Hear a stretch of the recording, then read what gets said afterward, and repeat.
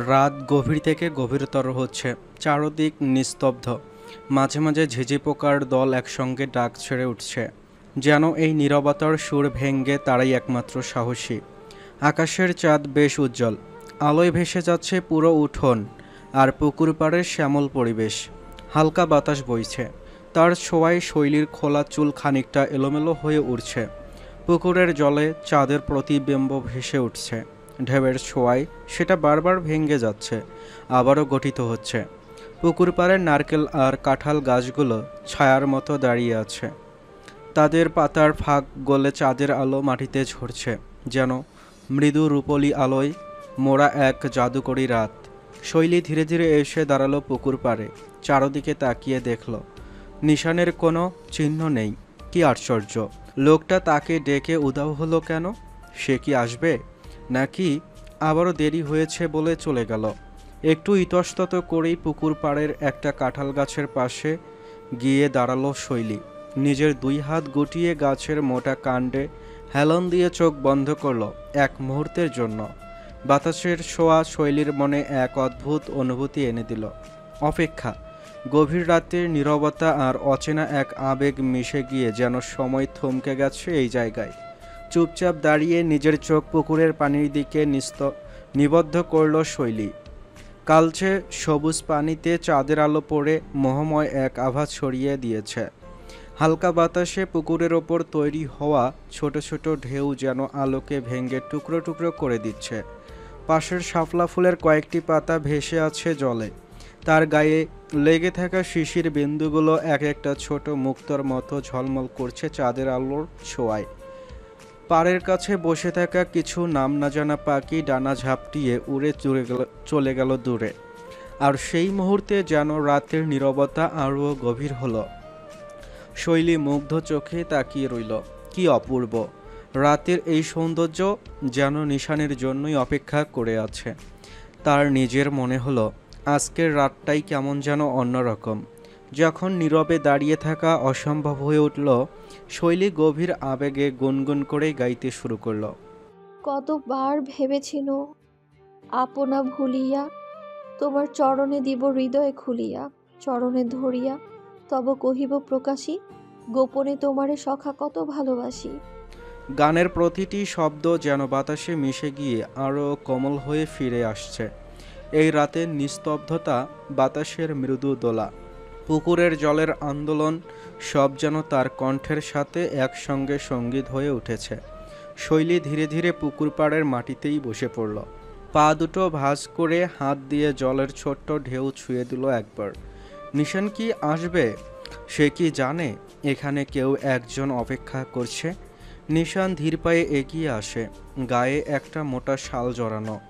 রাতের হালকা ঠান্ডা হাওয়ায় শালের কোনাগুলো একটু একটু করে দুলছে।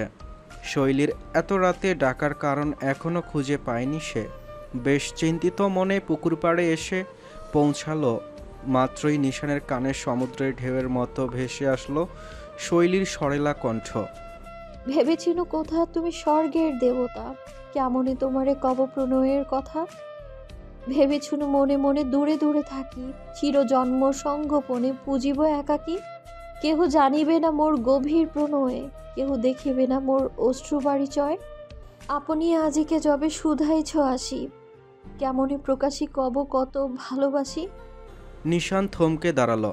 চাঁদের আলোয় স্পষ্ট দেখা যাচ্ছে শৈলী পুকুরের দিকে মুখ ফিরিয়ে বসে আছে। জলের ওপর আলতো করে হাত রেখে ছোট ছোট ঢেউ তুলছে। আলতো করে গুছিয়ে খোপা করা চুলগুলো আলগা হয়ে আছে। নিশানের উপস্থিতি টের পায়নি সে। নিশান নিঃশব্দে দাঁড়িয়ে রইল, একদম নিস্তব্ধ হয়ে। শৈলীর কণ্ঠস্বর তার চারপাশে ঘুরপাক খাচ্ছে, শীতল বাতাসের মতো শুয়ে যাচ্ছে তাকে।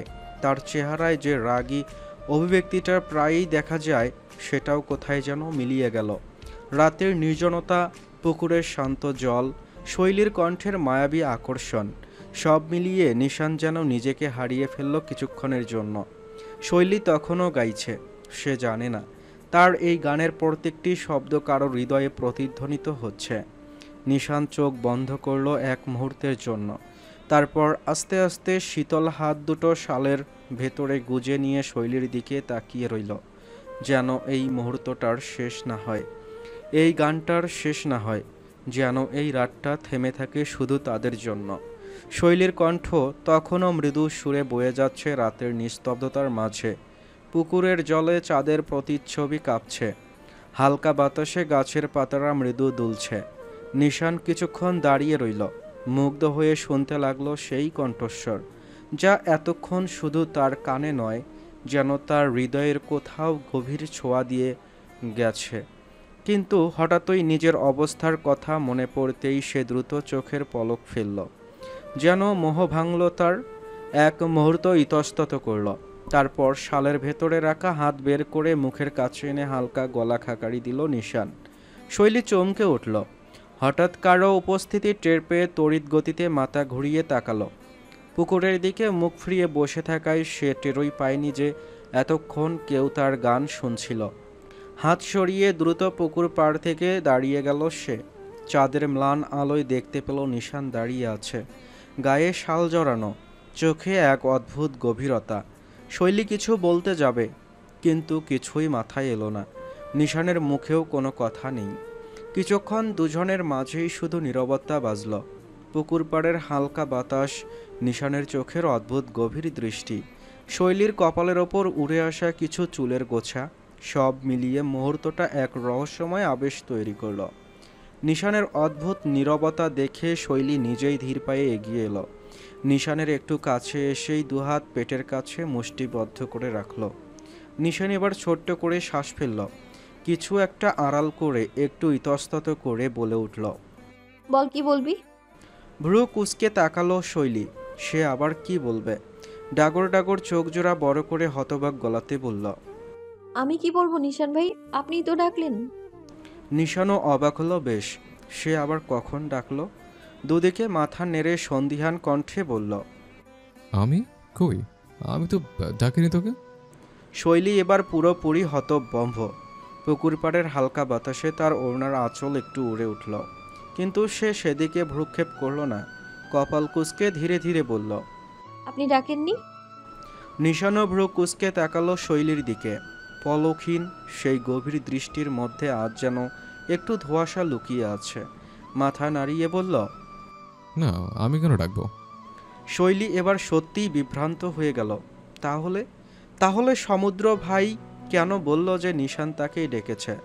সমুদ্র ভাই মিথ্যা বলল, কিন্তু কেন? নিশানেরও একই অভিব্যক্তি। শৈলীর মুখে স্পষ্ট বিস্ময় দেখে নিশান এবার খানিক নরম স্বরে বলল, কি বললো তোকে আমি ডেকেছি? শৈলী কিছুক্ষণ চুপ থেকে নিচু গলায় বলল, সমুদ্র ভাইয়া। নিশান যেন এক মুহূর্তে সব বুঝে ফেলল। চোখে স্পষ্ট বিরক্তি ফুটে ওঠে তাতে।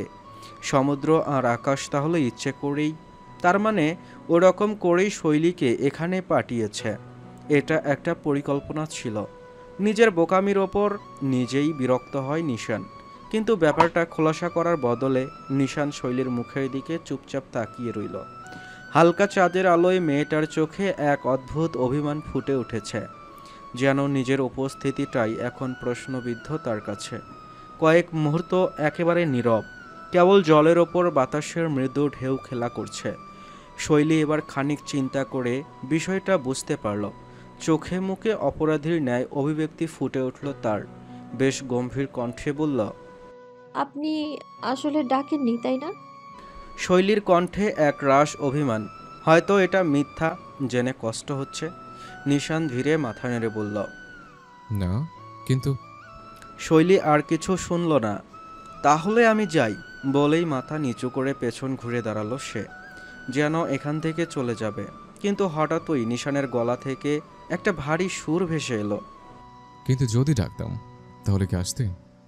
শৈলী থমকে গেল, বুকের ভেতরটা ধক করে উঠল। ধীরে ধীরে মাথা ঘুরিয়ে তাকালো সে। নিশানের চোখে তখন এক অদ্ভুত গভীরতা, যেন এই রাতের চেয়েও বেশি রহস্যময়, পুকুরের জলের চেয়েও বেশি স্থির। শৈলী মাথা নামিয়ে নীরবই রইল। নিশান ভ্রু কুঁচকে জিজ্ঞেস করল, সত্যি সত্যি ডাকলে আসতে? শৈলীর সরল স্বীকারোক্তি। মাথা এলিয়ে নির্দ্বিধায় অকপটে বলে উঠল, আসতাম। নিশান শৈলীর দিকে গভীর দৃষ্টিতে তাকিয়ে রইল। রাতের নিস্তব্ধতায় যেন তার ধীর শ্বাস ফেলার শব্দটাও স্পষ্ট শোনা যাচ্ছে। শৈলীর সেই এক শব্দের জবাবে নিশানের চোখে একরাশ অনুভূতি খেলা করল। বিস্ময়, মুগ্ধতা, হয়তো খানিকটা অপরিচিত উষ্ণতা। শৈলী এবার চোখ তুলে তাকালো। নিশানকে এতক্ষণ যতটা দুর্বোধ্য মনে হচ্ছিল, এখন মনে হচ্ছে তার ভেতরও যেন কিছু একটা নরম হয়ে এলো। হালকা শীতল বাতাস এসে শৈলীর কপালের চুল উড়িয়ে দিল, আর নিশান নিজের অজান্তেই সেই চুল সরিয়ে দিতে চাইল, তবে হাত বাড়ালো না, শুধু অপলক তাকিয়ে রইল শৈলীর মুখের দিকে। শৈলী একটু অস্বস্তিতে পড়ে চোখ নামিয়ে ফেলল। নিশান এবার গলার স্বর খানিকটা নিচু করল, গভীর স্বর অথচ ঠান্ডা কণ্ঠে বলল, কেন আসতে? শৈলী চমকালো। তার ভেতরে যেন কোথাও একটা ঢেউ খেলল এই প্রশ্নে। সে কি উত্তর জানে? সত্যি কি জানে কেন আসতো? হয়তো জানে, হয়তো জানে না, কিন্তু নিশানের চোখের দিকে তাকাতেই মনে হলো এই মানুষটা যদি ডাকতো তাহলে সে হয়তো কোনো কারণ ছাড়াই ছুটে আসতো। শৈলী তো আর বলতে পারল না, আপনি ডাকবেন আমি আসবো না। এও কি সম্ভব নিশান ভাই? কিন্তু এ কথা না বলে কিছুক্ষণ চুপ থেকে ধীরে বলল, জানি না। নিশান এবার মৃদু হাসল। সেই হাসির মধ্যে কোনো বিদ্রুপ নেই, কেবল এক রহস্যময় নরম ভাব। জানতে হবে না, কারণ আমি ডাকবো না, কিন্তু তুই এসছিস। শৈলী ভ্রু কুঁচকাল। নিশানের কথাগুলো তার বুকের ভেতর অদ্ভুত এক অনুভূতি তৈরি করলো। সে কি তাহলে ভুল করলো এখানে এসে? লোকটা বোঝাতে চাইছেটা কি? নিশান এবার আর কিছু বলল না। এক ঝলক শৈলীর মুখের দিকে তাকিয়ে গায়ে জড়ানো শালটা একটু ভালোভাবে গুছিয়ে নিল। তারপর নিঃশব্দে পুকুর পাড়ের ঘাসের ওপর বসে পড়ল। শৈলী কিছুক্ষণ দ্বিধায় দাঁড়িয়ে থাকল, তারপর আস্তে আস্তে নিশানের পাশে এসে বসে পড়ল। কথা নেই, প্রশ্ন নেই, কেবল রাতের বাতাস আর মৃদু ঢেউয়ের শব্দ, এবং দুজন মানুষের নিঃশব্দ উপস্থিতি, যার ব্যাখ্যা হয়তো আজ কেউ খুঁজবে না। কাল চলে যাচ্ছে। নিশানের কথায় অবাক না হয়ে পারল না শৈলী। এই লোকটা তো দেখছি সেই তখন থেকেই এক কথা বারবার বলেই যাচ্ছে। এভাবে একটা কথা কখনোই বারবার বলে না নিশান। শৈলী বাম হাত দিয়ে ছোট্ট ছোট্ট ঘাসগুলো খুঁড়তে খুঁড়তে বলল, এ পর্যন্ত 3বার বললেন, আমার তো মনে আছে। আপনি বারবার কেন বলছেন? নিশান ভ্রু কুঁচকে তাকাতেই শৈলী আরও মিইয়ে গিয়ে বলল, না মানে আমি তো ভুলে যাইনি, তাও বারবার কেন বলছেন? নিশান এবার সামনের দিকে তাকালো, দীর্ঘশ্বাস ফেলে বলল, যাতে একদমই ভুলে না যাস। ভুলে যাইনি তো। তাহলে এখনো কিছু বলছিস না কেন? শৈলী এবার সম্পূর্ণ থেমে গেল। নিশানের কথাগুলো যেন এক মুহূর্তে তাকে স্তব্ধ করে দিল। সে কিছু বলবে কিনা বুঝতে পারল না। বাতাস ধীরে ধীরে বইছে, পানির ওপর ছোট ছোট ঢেউ তৈরি হচ্ছে, আর এই গভীর রাতের নিস্তব্ধতার মাঝে দুজনের মাঝেই যেন এক অদ্ভুত শূন্যতা জমাট বাঁধছে। শৈলী খুব আস্তে করে মাথা নামিয়ে ফেলল। আমি আমি কি বলবো? কণ্ঠে কেমন যেন একটা অসহায়তা মিশে আছে, যা দেখে নিশান এবার ভ্রু কুঁচকে শৈলীর দিকে তাকালো। আমি চলে যাচ্ছি শুনে তোর কিছু বলার নেই? শৈলীর চোখের পলক ফেলল না। তার অনেক কিছু বলার ছিল, কিন্তু কোথা থেকে শুরু করবে সেটাই তো জানে না। নিশান শৈলীর এমন নীরবতায় এক মুহূর্ত চুপ করে রইল। তার চোখের গভীরে যেন কিছু একটা খেলা করত, কিন্তু ঠিক বোঝা গেল না সেটা কি। অভিমান, হতাশা, নাকি অন্য কোনো চাপা অনুভূতি? সে একবার শৈলীর দিকে তাকিয়ে আবার দৃষ্টি ফিরিয়ে নিল পুকুরের জলে। আমি নিজেকে বোঝানোর চেষ্টা করছি শৈলী। নিশান ধীর গলায় বলল। শৈলী এবার থমকে গেল। তার হাতের আঙ্গুলের নিচে থাকা ঘাসগুলো নিঃশব্দে মুঠোয় চেপে ধরল সে। নিজেকে বোঝানোর চেষ্টা করছেন? নিশান নিঃশব্দে মাথা ঝাঁকালো। হ্যাঁ, যেন ভুলে না চাইছে আমাকে কালে চলে যেতে হবে, যেন থেকে যেতে চাইতে না পারি। শৈলীর বুকের ভেতর কেমন জানি এলোমেলো হয়ে গেল। নিশান কেন এইভাবে বলছে? কেন তার কণ্ঠে এত অদ্ভুত এক টান? সে কিছু বলতে গেলে কিন্তু ঠোঁট কাঁপল, শব্দ বেরোলো না। পুকুরের জলে তখন হালকা ঢেউ উঠেছে। দূরে কোথাও রাত জাগা কোনো পাখি ডেকে উঠল। নিশান হঠাৎ দীর্ঘশ্বাস ফেলল। তুই কিছু বলবি না, তাই না? শৈলী এবার দ্রুত মাথা তুলে তাকালো। নিশানের চোখ তার দিকেই, কিন্তু সেই দৃষ্টি কতটা গভীর, কতটা আবেগে ভরা, সেটা বুঝতে তার বুক ধক করে উঠল। শৈলীর এমন ভয়ার্ত দৃষ্টি দেখে নিশান হালকা হাসল। আমি চলে যাচ্ছি শুনে তোর খুব স্বাভাবিক লাগছে, মনে হচ্ছে কিছু হয়নি, কিছু তোর উপর প্রভাব ফেলে না, তাই না? শৈলী এবার দ্রুত মুখ ঘুরিয়ে নিল। প্রভাব ফেলে না? এই নিশান কি জানে সে যখন চলে যাওয়ার কথা বলে তখন শৈলীর বুকের ভেতর কি হয়? শৈলী কিছু বলল না, শুধু আঙ্গুলের ফাঁকে ফাঁকে ঘাস চেপে ধরল, যেন ওগুলোই তার মনের সব কথা শুষে নেবে। নিশান তখনও তার দিকেই তাকিয়ে। নিশান এবার খুব ধীর কণ্ঠে বলল, তবে কি কাল আমায় একাই ফিরে যেতে হবে? শৈলী এবার চোখ বন্ধ করল। এই প্রশ্নের উত্তর কি সে জানে? জানে তো, কিন্তু বলবে কি করে? নিশান আবারও দীর্ঘশ্বাস ফেলে আকাশের দিকে তাকালো। ভরাট কণ্ঠে বলে উঠল, আমার হিমরূপা হয়তো জানি না যে তার মনতে আমার কাছে এক বিস্তীর্ণ সাগর। আমি ডুবে গেছে, অথচ তীরে পৌঁছানোর নগুনও সে দেয়নি, দিতেও চায় না। এ তো ভারী অন্যায়। শৈলী মন্ত্রমুগ্ধের ন্যায় আকুল গলায় জানতে চাইল। এই অন্যায়ের শাস্তি কি নিশান ভাই?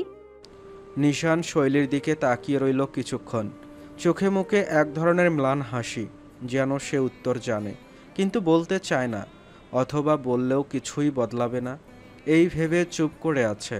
তারপর খুব ধীরে নরম গলায় বলল, শাস্তি? শাস্তি একটাই।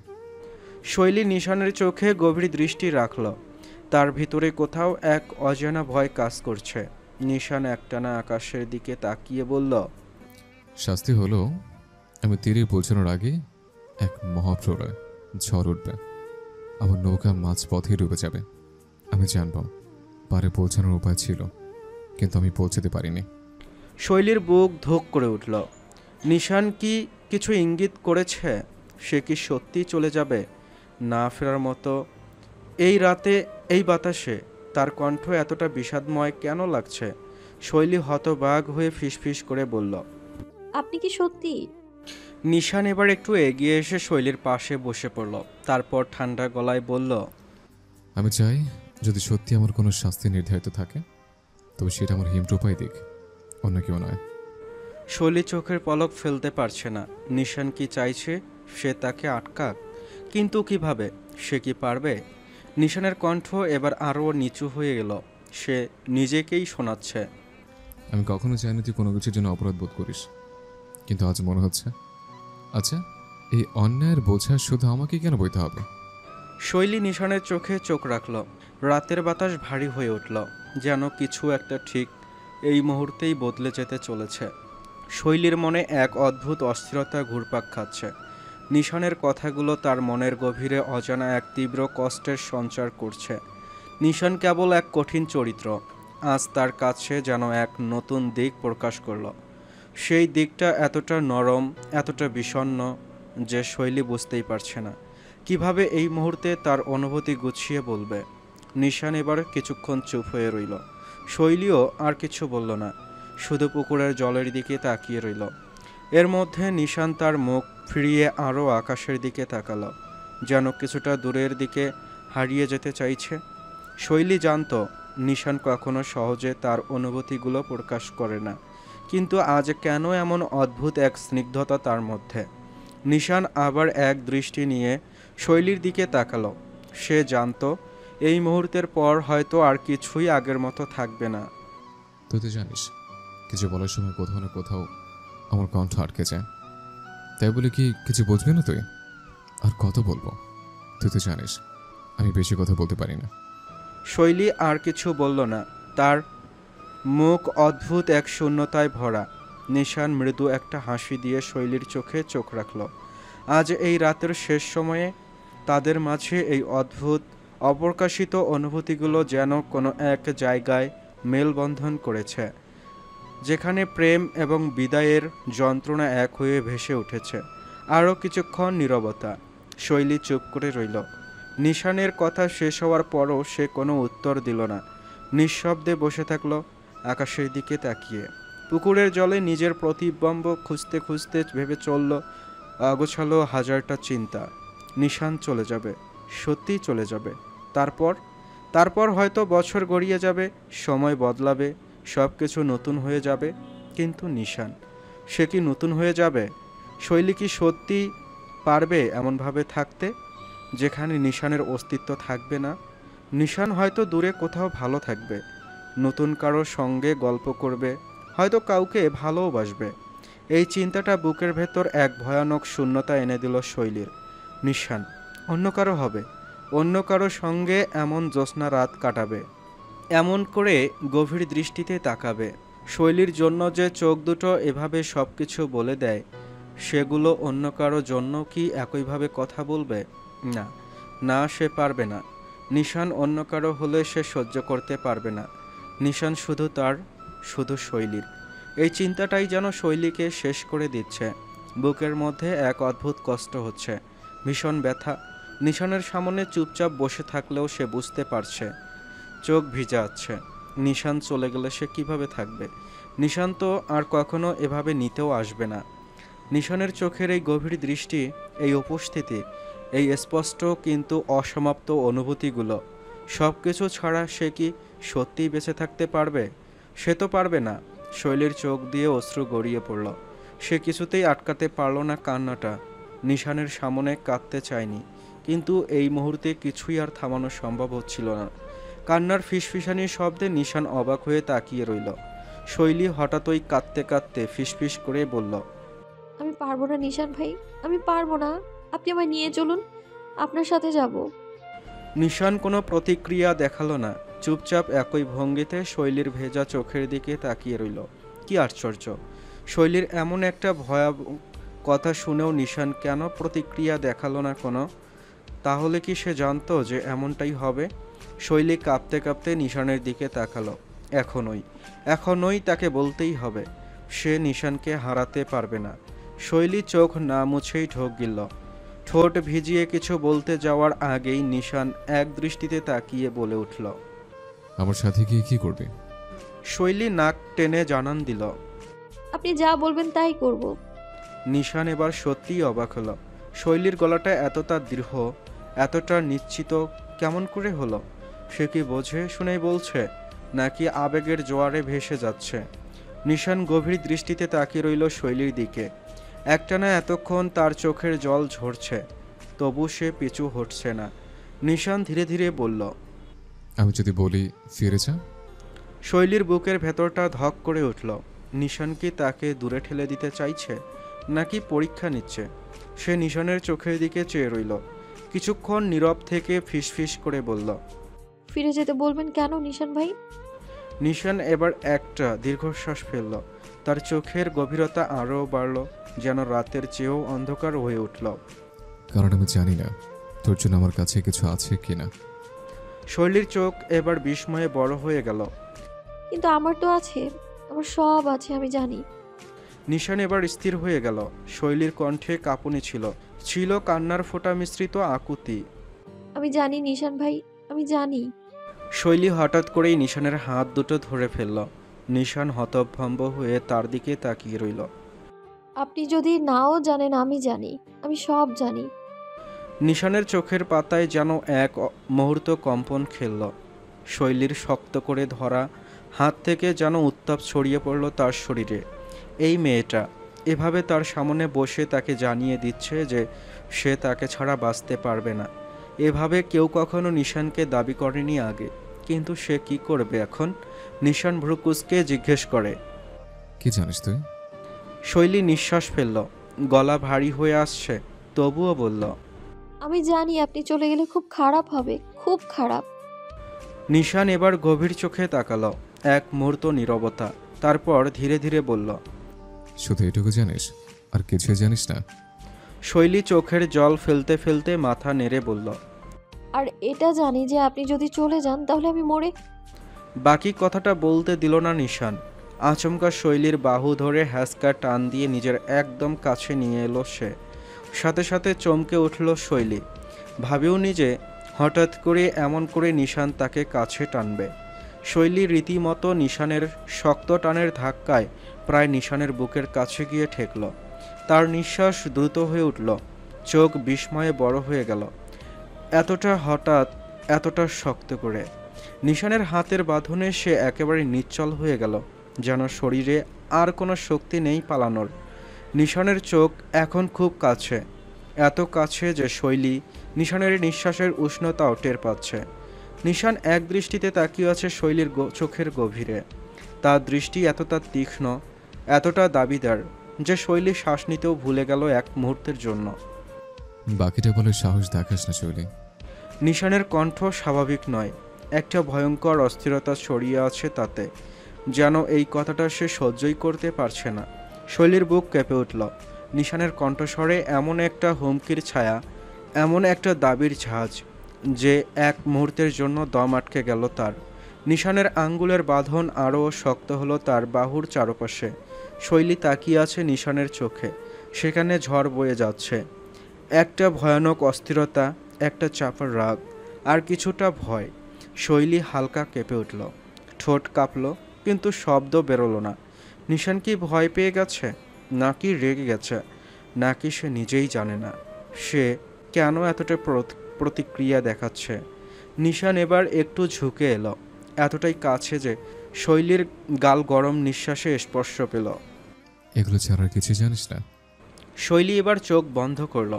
নিশানের কণ্ঠে যেন কষ্ট লুকিয়ে আছে, একটা ভয়, একটা তীব্র বাধা। কিন্তু কেন? সে ধীরে ধীরে চোখ খুলল, সরাসরি নিশানের চোখে চোখ রেখে ফিসফিস করে বলল। উম, নিশানের মুখ শক্ত হয়ে গেল, শৈলীর ঠোঁট কাঁপছে, চোখে একরাশ অব্যক্ত আবেগ। সে যদি এখনোই না বলে, তাহলে হয়তো কখনোই আর বলতে পারবে না। সত্যি আর কিছু জানিস না? কিচ্ছু জানিস না? নিশান শৈলীর কাঁধ শক্ত করে চেপে ধরল, তার চোখে ভয়ঙ্কর এক সিদ্ধান্তের ছাপ। আমি তো চুপ। আর একটা বাজে কথা বলবি না, কানের নিচে দুটো দেবো তোর।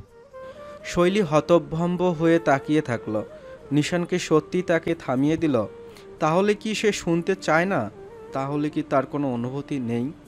শৈলীর চোখ ভিজে উঠল, নিশানের চোখও গভীর হয়ে উঠল, কিন্তু সে কিছুই বলল না, কেবল শক্ত করে শৈলীকে ধরে রইল। এই মুহূর্তটা যেন শ্বাসরুদ্ধ এক বন্দি সময়। তুই আসলে কিচ্ছু জানিস না? কিচ্ছু না? শৈলী নিশানের এমন তীব্র প্রতিক্রিয়ায় কেঁপে উঠল। নিশানের আঙ্গুলগুলো শক্ত হয়ে আছে তার বাহুর চারপাশে, যেন তাকে ধরে রাখতে চায়, যেন শৈলী যদি চলে যেতে চায় তবে নিশান কিছুতেই ছাড়বে না। শৈলী ধরা গলায় ফিসফিস করে বলল। জানি। নিশানের চোখ চকচক করে উঠল, ভেতরে যেন এক অস্থির ঝড় বইছে তার। বলতো কে জানিস? বল আমায়, দ্রুত বল। শৈলী চোখ বন্ধ করল। নিশানের শক্ত হাতের বাঁধনে আরও যেন ডুবে গেল। নিশান আর সহ্য করতে পারল না। হঠাৎ করেই সে শৈলীর মুখের আরও কাছে ঝুঁকে এলো। তার চোখের জল দেখা যায় এমন দূরত্বে। বল শৈলী, এগুলো ছাড়া আর কি জানিস তুই? শৈলী নিশানের গভীর চোখের দিকে তাকিয়ে মাথা নাড়ল, খুব সাহস করে বুকের মধ্যে সঞ্চার করে বলল। শৈলী নামক এই বলদ মেয়েটাই তো আপনার হিমরূপা। নিশান এবারও প্রতিক্রিয়া দেখালো না, ঢোক গিলে বলল। তারপর? শৈলীও ঢোক গিলে বলল। আপনার হিমরূপার হৃদয় ভরপুর প্রেমের আগুনে। আপনার প্রত্যেক কথাই তার হৃদয়ে ঝড় তোলে। নিশান থমকে গেল, একদম নিথর। তার চোখের ভেতর দিয়ে যেন কেমন একটা ঝড় বয়ে গেল। শৈলীর মুখ থেকে বেরিয়ে আসা নামটা যেন তার সমস্ত অস্তিত্বের ভেতর দোলা দিয়ে গেল। হিমরূপা। নিশানের চোখের পলকও পড়ছে না। এতদিনের এত চেপে রাখা সত্যটা, এতদিনের অব্যাখ্যাত এক নাম আজ শৈলীর ঠোঁট থেকে তার মতো করে উচ্চারিত হলো। সে জানে, সত্যিই জানে। নিশানের নিঃশ্বাস ভারী হয়ে উঠল। তার হাতের বাঁধন এতক্ষণ শক্ত ছিল, এবার শৈলীর বাহুর ওপর ধীরে ধীরে চাপটা কমে এলো। শৈলীর চোখের জল গড়িয়ে পড়ছে, কিন্তু তাতে কোনো কষ্ট নেই, ভয় নেই। সে নিশানের চোখের দিকে সরাসরি তাকিয়ে আছে, যেন বলতে চাইছে। হ্যাঁ, আমি জানি, সব জানি। এতদিন যা কিছু লুকিয়ে রেখেছিলেন তার সবটাই জানি আমি। নিশান ঠোঁট শক্ত করে কামড়ে ধরল। চোখের তারায় বয়ে গেল এক ঝলক তীব্র অস্থিরতা, এক প্রচণ্ড ভয় এতদিন যে গোপনে ছিল, আজ তা প্রকাশ পেয়ে গেল। শৈলীর কণ্ঠ এবার কাঁপল না, স্পষ্ট, স্থির আর গভীর এক স্বরে সে বলল। আমাকে আপনার সাথে নিয়ে যাবেন নিশান ভাই? নিশান কিছু বলতে চাইল, কিন্তু শব্দ বেরোলো না। বুকের ভেতরটা ভীষণভাবে ধকধক করে উঠল। একদিকে রাগ, একদিকে ভয়, আর একদিকে এমন এক অনুভূতি যা সে এতদিন চেপে রেখেছিল। তার কণ্ঠে একটা খটখটে সুর ভেসে এলো। না, যাব না। তোকে নিয়ে যাব। কে বললো তোকে? শৈলী এবার একটু এগিয়ে গেল, ভেজা চোখেই হাসল, নিশানের চোখের দিকে চোখ রেখে বলল। আপনার চোখ বলেছে। এক মুহূর্তের জন্য নিশান যেন শ্বাসও নিতে ভুলে গেল। শৈলীর মধ্যে যেন আজ জগতের সমস্ত সাহস এসে জমা হয়েছে। সে এবার কাপা হাত দুটো অকপটে বাড়িয়ে নিশানের বাহু জড়িয়ে ধরল, খুব আলতো করে, খুব আগলে। শুধু তাই নয়, সন্তর্পণে কোনো অনুমতি ছাড়াই বেশ ধীর গতিতে মাথা এলিয়ে দিল নিশানের কাঁধে। নিশানের পুরো শরীরটা কেঁপে উঠল। শৈলীর নরম হাতের স্পর্শ, তার অনভ্যস্ত সাহস, এগুলো যেন নিশানের সমস্ত অস্তিত্ব নাড়িয়ে দিল। সে হতভম্ব হয়ে রইল, একটুও নড়ল না। শৈলী নিশানের বাহু শক্ত করে আঁকড়ে ধরে মাথা রাখল তার কাঁধে, চোখ বন্ধ করে ফেলল, যেন এই নিরাপত্তার অনুভূতিটুকু আরও কিছুক্ষণ ধরে রাখতে চায়। নিশানের নিঃশ্বাস ভারী হয়ে উঠল, বুকের ভেতরটা কেমন করছে। সে শৈলীকে সরিয়ে দিতে পারত কড়া কিছু বলে এই মুহূর্তটা ভেঙে ফেলতে, কিন্তু সে কিছু করল না, শুধু চুপচাপ দাঁড়িয়ে রইল। তার চোখের পলকও পড়ছে না। শৈলী তার কাঁধে মুখ লুকিয়ে ফিসফিস করে বলল। আপনার চোখ তো মিথ্যে বলে না নিশান ভাই। আপনি তো আর আপনার হিমরূপার মতো গাধা নন। আমি জানি আপনি নিয়ে যাবেন আমায়। আমার জন্য কোথাও একটা জায়গা রেখেছেন, তাই না? নিশান চোখ বন্ধ করল। ভেতরে কোথাও একটা বিশাল দেয়াল ধসে পড়েছে। কিছুই বলল না। শৈলী এবার সাপের মতো পেঁচিয়ে ধরল নিশানের বাহু। এবারও ঠোঁট ভিজিয়ে চোখ বন্ধ করে নিজেকে সামলালো নিশান। শৈলী কি একবারও বুঝতে পারছে যে তার এই অনাকাঙ্ক্ষিত স্পর্শ কারো ভেতরের সত্তাকে নাড়িয়ে দিচ্ছে বারংবার? শৈলী আরও বেশি মিশে গেল, এবার বেশ জোরেই কেঁদে ফেলল। কাঁদতে কাঁদতে বলতে শুরু করলো তার নিজের কথাগুলো। আপনি আমায় ছেড়ে যাবেন না নিশান ভাই, দোহাই লাগে আপনার। আমি আপনাকে ছাড়া খুব অচল। আমি এতিম তো, ভুলে যান কেন বারবার? কেউ আমায় দাম দেয় না, কেউ ফিরেও তাকায় না জানেন। সবাই অবহেলা করে খুব। কেউ আপনার মতো হুট করে এসে বলে না খেয়েছিস কিছু। কেউ আপনার মতো সঠিক সময়টাতে এসে বলে না কাঁদছিস কেন। কেউ কিচ্ছু জানেই না নিশান ভাই, কিচ্ছু বোঝেও না। আপনি যেভাবে আমার ভেতরের সত্তাটা জানেন, তেমন ভাবে তো আমি নিজেও জানি না। এই দেখুন না, আপনি কিন্তু বেশ ভালো করেই জানেন যে এই শৈলী কবেই আপনার মায়ায় জড়িয়ে গিয়েছে। অথচ তাও আপনি চুপ ছিলেন, কিচ্ছুটি বলেননি আমায়, কিচ্ছু না। আবার সবার মতো এসে আমায় আমার নিজের অবস্থানটা জানিয়ে দেননি, বলেননি ভুলে যা শৈলী। একটু থেমে শৈলী আবারও বলল। জানেন নিশান ভাই, ও বাড়ি থেকে আমি ইচ্ছে করে বেরিয়ে আসিনি। আপনাকে অন্য কারোর সাথে সহ্য করতে পারতাম না বলে বেরিয়ে এসেছি আমি। আসলে আমি এতিম তো, আমার যে বাবা মা কেউ নেই। এই কারণে আমার কথার কেউ কখনো মূল্যও দেয়নি। আমার কি ভালো লাগে, আমি কি চাই, কেউ জানতে চাইলো না। কেউ এসে প্রশ্ন করলো না, কেউ বুঝলো না যে আমি কতটা অসুখী। আমি হাঁপিয়ে পড়েছি নিশান ভাই, মিথ্যে অভিনয় করতে ভালো লাগছে না আর আমার। আপনি আমায় ক্ষমা করুন, মাফ চাই আমি। আমার মতো এই অভাগী আপনাকে ভালোবেসে ফেলেছে, যোগ্যতা না থাকা সত্ত্বেও আপনাকে ছোঁয়ার তীব্র বাসনা মুখে জমিয়ে রেখেছে। নিজের আশ্রয়টা না থাকা সত্ত্বেও মনের কোণে আপনার জন্য একটা খুব সুন্দর ছোট্ট একটা আশ্রয়স্থল বানিয়েছে। এই বোকা মনটা ঠিকই জানে আপনি কখনো এই ছোট্ট জায়গায় থাকতে আসবেন না, কিন্তু তবুও আপনার জন্য সাজিয়ে রাখা আছে সেই ছোট্ট হৃদয়ের কোঠা। নিশান নিঃশ্বাস নিল, ধীর আর গভীর। শৈলীর কান্না তার কাঁধ ভিজিয়ে দিচ্ছে। তার প্রতিটা কথা নিশানের বুকের ভেতর বাজছে, প্রতিটা শব্দ যেন কোনো শিকল ছিঁড়ে বেরিয়ে আসছে। শৈলীর হাতের বাঁধন আরও শক্ত হলো, নিশানের বাহুতে আঙ্গুলগুলো আরও গভীরভাবে বসিয়ে দিল সে, যেন একটু পরেই যদি ছেড়ে দেয় তবে নিশান মিলিয়ে যাবে। নিশান এবার ধীরে ধীরে তার হাত তুলল, শৈলীর কাঁধে রাখল। শৈলী কেঁদেই চলেছে, তার শরীর কাঁপছে। তোকে কি একবারও কেউ বলেছে যে আমি তোকে রেখে যাব? শৈলী মাথা নাড়ল, নিশানের কাঁধে আবারও চেপে ধরল মুখটা। শৈলী, একবার আমার দিকে তাকাবি? শৈলী মাথা তুলল না, বরং কাঁধে মুখ ঘষে বলল। আমি ভীষণ ক্লান্ত নিশান ভাই, আমি অভিনয় করতে পারছি না। আপনি আমায় ভুল বুঝবেন না, আমি মোটেও সম্পত্তি লোভে। Shut up. নিশানের ধমকে অপ্রিয় কথাটা অসমাপ্তই রইল শৈলী। নাক টেনে বাকিটা বলল। আপনি আমায় বকবেন না প্লিজ। আমি না চাইতেও কখন কি হয়ে গেল আমি না বুঝিনি। এখন যে আমি আপনার সাথে যাব। নিশান এবার তার দুই হাতে শৈলীর কাঁধ ধরে আস্তে আস্তে দূরে সরালো। তার চোখ রক্তিম হয়ে উঠেছে, নিঃশ্বাস এখনো ভারী। দুহাত শৈলীর ভেজায় দুগালে রাখল। নিশান আদুরে সেই মুখটা একটু এগিয়ে আনলো। ধীরে ধীরে শৈলীর মুখের দিকে এগিয়ে এলো। তার নিঃশ্বাসের গরম পরশ শৈলীর গালে অনুভূতি হচ্ছে।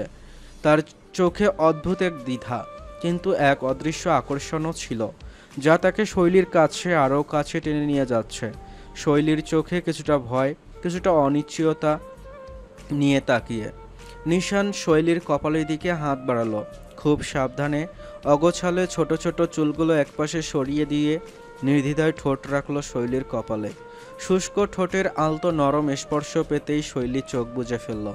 নিশাল কপাল থেকে ঠোঁট সরালো না, সেভাবেই রেখে খুব আস্তে বলল। ভোরের আগে তল্পে তল্প গুছিয়ে নেবে। ঠিক সময় রেডি হয়ে বের হতে না পারলে তোকে আমি পুকুরে ধাক্কা মেরে ফেলে দিয়ে চলে যাব। হালকা কুয়াশার চাদর ভেদ করে রোদের নরম আলো গ্রামটাকে সোনালি রঙে রাঙিয়ে তুলছে। চারপাশে শিশির ভেজা ঘাসের সতেজ সুবাস, বাতাসে ধানের ক্ষেত, দোল খাওয়া নরম গন্ধ আর পাখির কুজন, সব মিলিয়ে এক মোহময় পরিবেশ। নদীর ধারে লাল নীল শাড়ি পরে কিছু গৃহবধূ কলস হাতে জল আনতে এসেছে। তাদের হাসির শব্দে সকাল আরও প্রাণবন্ত হয়ে উঠেছে। মেঠো পথ ধরে কিছু রাখাল গরু ছাগল নিয়ে মাঠের দিকে যাচ্ছে, হাতে লাঠি ঘোরাচ্ছে সন্ধ্যের তালে। দূরে এক কৃষক লাঙ্গল কাঁধে ধান খেতে নামছে। সোনালি রোদের নিচে তার পরিশ্রমী মুখখানা শান্ত আর তৃপ্ত। প্রকৃতির এই অপার সৌন্দর্য, সহজ সরল জীবনের মায়াবী ছোঁয়া, সব মিলিয়ে গ্রামের সকাল মানেই এক শান্তির পরশ। নীল রাঙ্গা কুর্তি পরিহিত শৈলী দুরন্ত হাতে চুল বাঁধতে ব্যস্ত। আজ মস্ত বড় ভুল হয়ে গেছে তার। গত রাতে অনাকাঙ্ক্ষিত কিছু পেয়ে নিশানের এমন অপরিচিত অভিব্যক্তি দেখে সে এতটাই মোহে ছিল যে কখন যে রাত পেরিয়ে গেল বুঝতেই পারেনি। এখনও সেই রাতের কথা মনে পড়লে লজ্জায় নুইয়ে পড়ছে সে। নিশান তার কপালে চুমু খেয়েছে, কথাটা মনে পড়তেই পুরো দেহ কাঁপছে। আর এসব চিন্তা ভাবনাতেই শৈলী ঘুম থেকে উঠতেই করে ফেলেছে অনেক দেরি।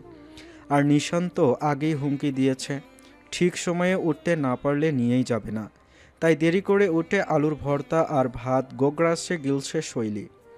ব্যাগ থেকে দৈব চয়নে কুর্তি উঠিয়ে নিয়ে দৌড়ে কলপারে গিয়েছে। গোসল সেরেই ভেজা চুলগুলো কোনোমতে আশ্রাচ্ছে এখন।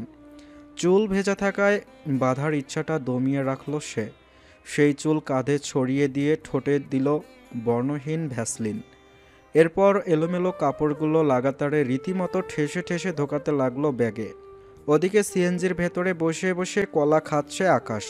বেশ আরামসে কলার খোসা ছাড়িয়ে খেয়েই চলেছে সে। রাহেলা বানু বেশ জোর করেই কয়েক হালি কলা তার হাতেই গুজে দিয়ে বলেছে পথে যেতে যেতে খেতে।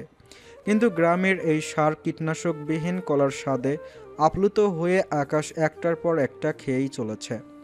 মাঝে মাঝে আর চোখে তাকিয়ে সিএনজির বাইরে ভুরু কুঁচকে দাঁড়িয়ে থাকা নিশানের দিকেও সতর্কতার দৃষ্টি ফেলছে। যে কোনো সময় হুঙ্কার দিতে পারে এই বেটা। কিন্তু নিশান্ত আর আকাশের দিয়ে খেয়াল করছে না। সে বারবার ঘড়ির দিকে তাকাচ্ছে আর অপেক্ষা করছে শৈলীর জন্য। মেয়েটা কি এমন করছে যে এত দেরি হচ্ছে? বেশি দেরি করা যাবে না, ওদিকে বাসও মিস হয়ে যেতে পারে।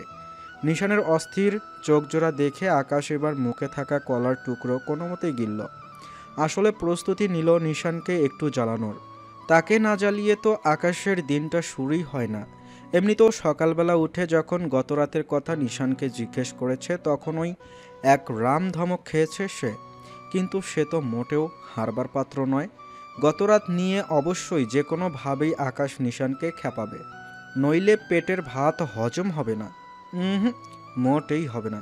নিশান এবার ঠোঁট গোল করে শ্বাস ফেলল। মনে মনে ভেবেই নিল শৈলী বোধহয় সাজগোজ করতে দেরি করছে।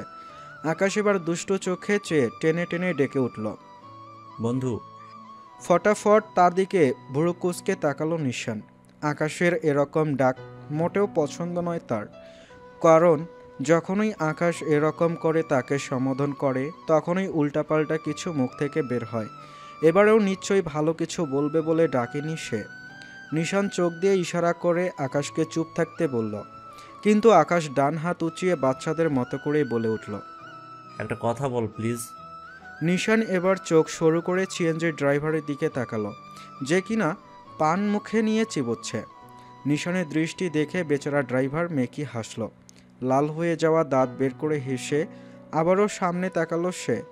নিশান এবার আকাশের দিকে মুখ নামিয়ে বলল, যদি পাবলিক প্লেসে কোনো ফালতু মার্কে কথা বলেছিস, ট্রাস্ট মি, এই অটোর নিচে তোকে পিছিয়ে মুখ থেতলে দেব। বলেই আবারও সোজা হয়ে দাঁড়িয়ে পড়ে সে। কাতর চোখে তাকায় আকাশ। নিজের পছন্দের ওপর তার ধিক্কার জানাতে ইচ্ছে করছে। এ কাকে সে বেস্ট ফ্রেন্ড এর সিংহাসনে সম্মানের সাথে বসিয়ে রেখেছে, সামান্য মায়াটুকুও নেই। কত সহজেই এরকম ভয়ানক একটা কথা বলে ফেলল। অথচ ভাবল না তার মুখ থেতলে দিলে সে খাবার খাবে কি করে। এই যে রাহেলা আন্টি এতগুলো কলা দিয়েছেন, এগুলো তো পেটে নিয়ে যেতে হবে নাকি? ছেলেটা এসব উপলব্ধি করতেই পারল না। ছি! আকাশ বেশ কাতর মন নিয়ে মনে মনেই সৃষ্টিকর্তার কাছে ঘোর আবেদন জানালো।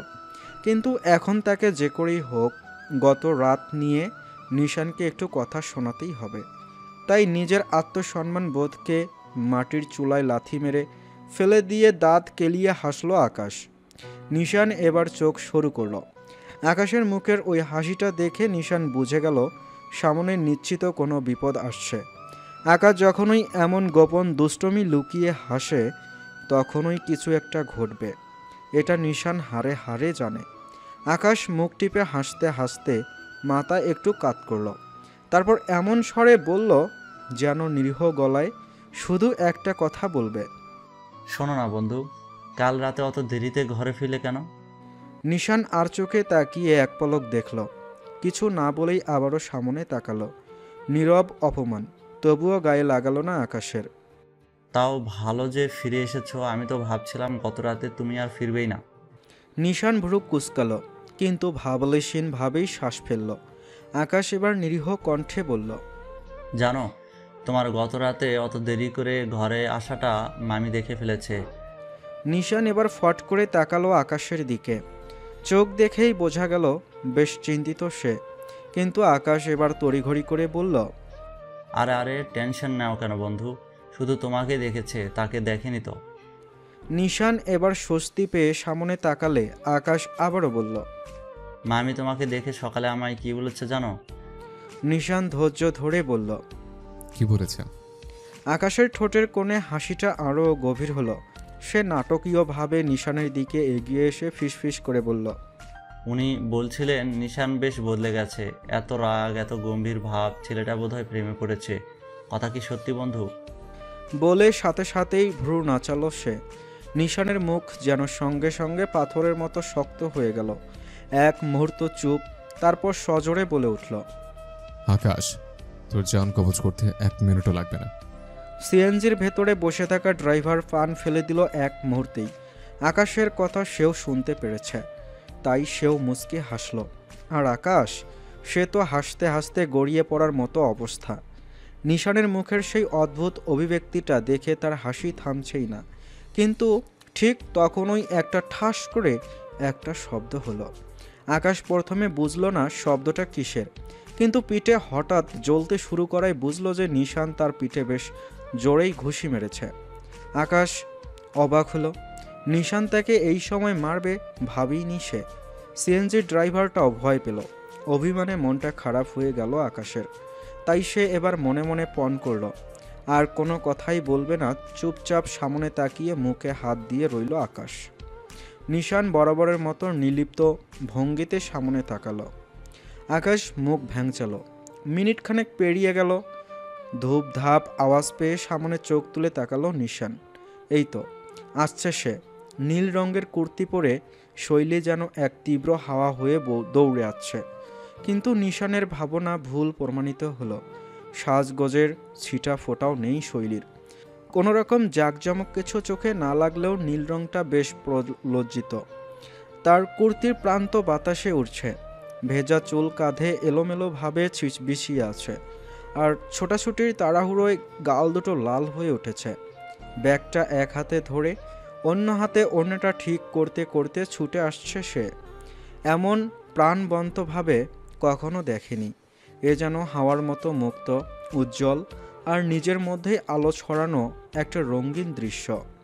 গতরাতে যে নিশান একদম স্বাভাবিক ছিল তা ভাবা নিতান্তই ভুল। বাইরে থেকে নির্লিপ্ততার মাত্রা ছাড়িয়ে গেলেও বুকের ভেতর যে বৈশাখ মাসের কি তীব্র ঝড় উঠেছিল তা সে ছাড়া আর কেউই জানে না। প্রতি রাতে গভীর ঘুমে আরক্ত নিশানের চোখজোড়া গতকাল কোনোভাবেই বন্ধ হয়নি। সহস্রবার মনে পড়েছে শৈলীর সরল নিষ্পাপ স্বীকারোক্তি। কি সুন্দর, কোনো দ্বিধা ছাড়াই সব বলে দিল নিশানকে। ছিল না একটুও ভয়, দ্বিধা, অস্বস্তি, আতঙ্ক।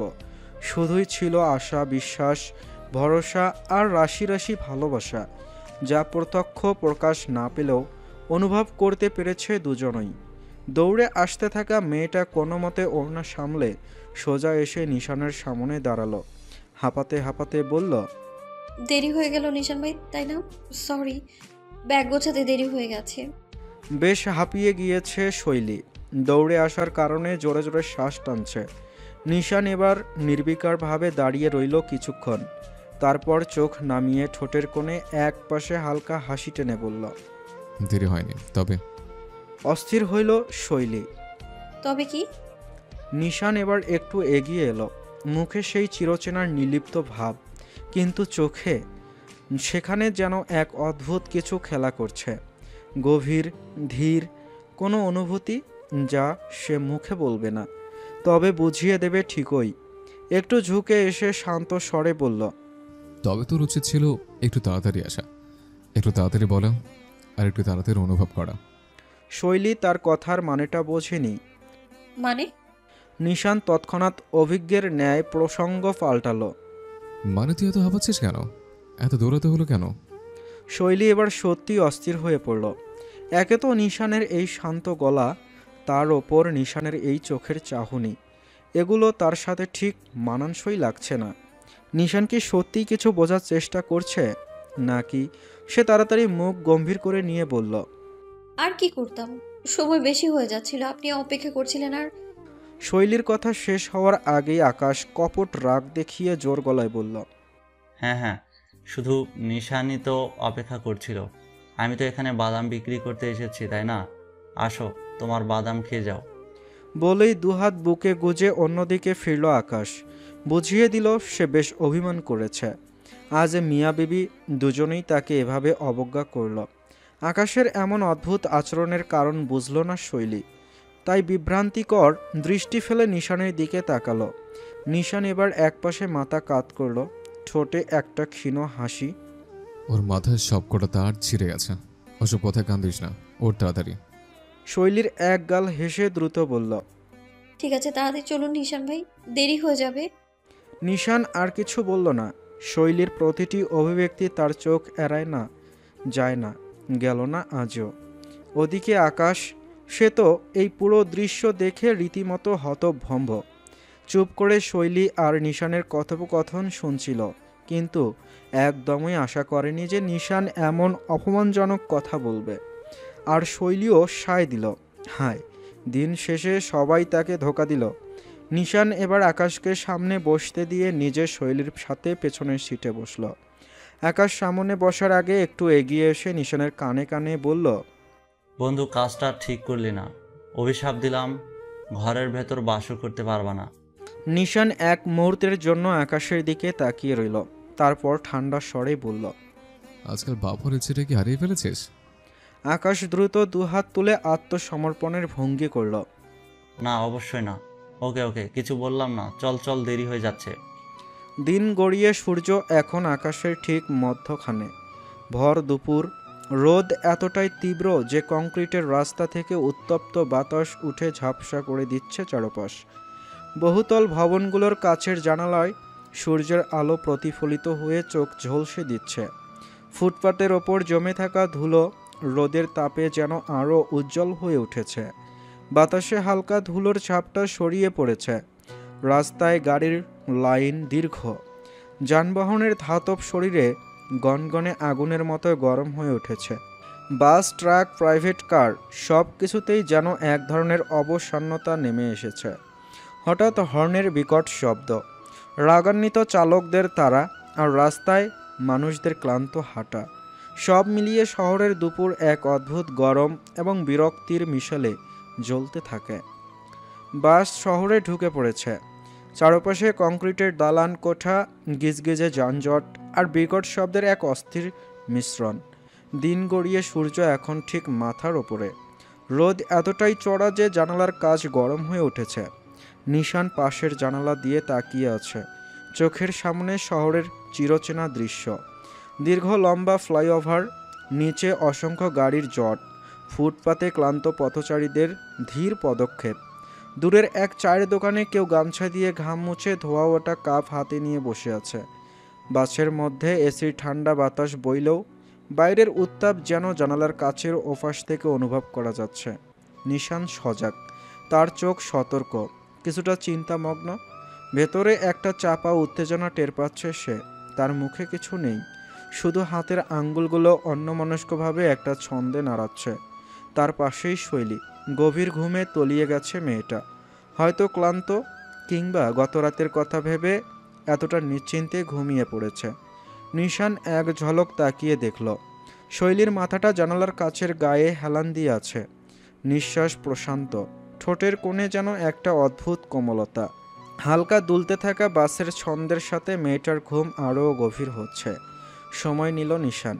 এক হাতে মেয়েটার মাথা এনে নিজের কাঁধের ওপর রাখল। নিভৃতে যতনে আগলে নিল গভীর ঘুমে আচ্ছন্ন দেহখানা। এরপর নিজেও একটু প্রশান্তির শ্বাস ফেলে চোখ বুজল। ঘুমাবে না, শুধু শান্তিটা অনুভব করবে। তবে এদিকে পেছনের সিটে থাকা আকাশ দাঁত কিরমির করছে। রাগে দুঃখে তার বাস থেকেই ঝাঁপ দিতে মন চাইছে। চাইবে নাই বা কেন? এই যে নিশান তাকে অবহেলায় পিছনের সিটে বসিয়ে দিয়ে নিজের শৈলীর সাথে বসে আছে, এটা কি একটা ঘোর অন্যায় নয়? আজ তার কেউ নেই বলে সে এভাবে একটা মুটকি আন্টির সাথে চেপে বসে রয়েছে। যত বড়ই বাস টার্ন নিচ্ছে তত বড়ই মুটকি আন্টি তার ওপরে চেপে এসে পড়ছে, আর বেচারা আকাশ চেপটে যাচ্ছে বারংবার। উপায় না পেয়ে বেচারা আকাশ জানালার ওপাশে একবার তাকায়, আবার মোবাইলে স্ক্রল করে। কখনো চোখ কুঁচকে কিছু দেখে, কখনো বিড়বিড় করে কি যেন বলে। হঠাৎ আকাশ একটু ঝুঁকে নিশানের দিকে ধীর কণ্ঠে বলে ওঠে, তুই আমারে যে কষ্টটা দিচ্ছস হারামি, তোর জীবনে বিয়া হবে না শালা, দেখিস শৈলী তোরে রিজেক্ট করবে। হাহা। নিশান আকাশের কথা শুনলেও কোনো উত্তর দিল না, শুধু এক দৃষ্টিতে সামনের দিকে তাকিয়ে থাকলো। বাসটা তখন একটা সিগন্যালে দাঁড়িয়ে পড়েছে। জানালার বাইরে শহরের দুপুর আগুনের মতো জ্বলছে, আর ভেতরে শৈলীর শ্বাস নিঃশ্বাসের শব্দ যেন এক অদ্ভুত প্রশান্তির আভাস দিয়ে যাচ্ছে। নিশান কাল রাত থেকে অনেক ভেবেছে। গতরাতে শৈলীর বলা প্রত্যেকটা কথার ঠিকঠাক জবাব না দিলেও, সেগুলোর প্রতিক্রিয়া না দেখালেও সে উপলব্ধি করতে পারছে শৈলীর অবস্থাটা। মা মারা গিয়েছে, বাবা থেকেও নেই। এরকম একটা অবস্থায় শৈলী যে কতটা অসহায় সেটা নিশানের থেকে কেউ জানে না। এবং শৈলীও যে নিশানকে খুব বেশি ভালোবেসে ফেলেছে, তার ওপর নির্ভরশীল হয়ে পড়েছে, সেটা অবশ্য ঠিক জানে সে। আর এটা নিয়েই ভয় হয় নিশানের। সে খুব ভালো করেই জানে সে ছাড়া শৈলীর আর কেউ নেই। অন্তত নিঃস্বার্থভাবে সে ছাড়া কেউই আর শৈলীর ভালো চাইবে না। নিশানও মনে মনে সিদ্ধান্ত নিয়েছে শৈলীকে নিজের সবটা দিয়ে ভালোবাসবে। পৃথিবীর সব সুখ যদি এনে দেওয়া যেত শৈলীকে, তাহলে হয়তো সবচেয়ে বেশি খুশি হতো নিশান। তবে তার হিমরূপার জন্য চাঁদ তারা এনে দিতে না পারলেও নিজের জীবনটা দিয়ে তাকে আগলে রাখতে পারবে সে। আর সেটাই করার কঠোর পণ নিয়েছে নিশান তালুকদার। কিন্তু ভবিষ্যতে কি অপেক্ষা করছে তাদের জন্য? কি হবে যখন সবাই সবটা জানতে পারবে? তালুকদার নীর এ এখন বেশ নীরবতা বিরাজ করছে। নাসিরুল তালুকদার সোফায় বসে আছেন, হাতে আজকের পেপার। সকালে অফিসের কাজে ব্যস্ত থাকায় পেপারটা পড়া হয়নি, তাই ভর দুপুরেই পড়তে হচ্ছে। তার সামনে টেবিলে রাখা কয়েকটি ম্যাগাজিন, চোখে একটা গ্লাসের চশমা। এক এক লাইনে মনোযোগ দিয়ে চোখ বুলিয়ে যাচ্ছেন তিনি। বাড়ির বাকি সদস্যরা প্রতিদিনের মতোই দুপুরের খাবার খেয়ে বিশ্রাম নিতে ঘরে আছে।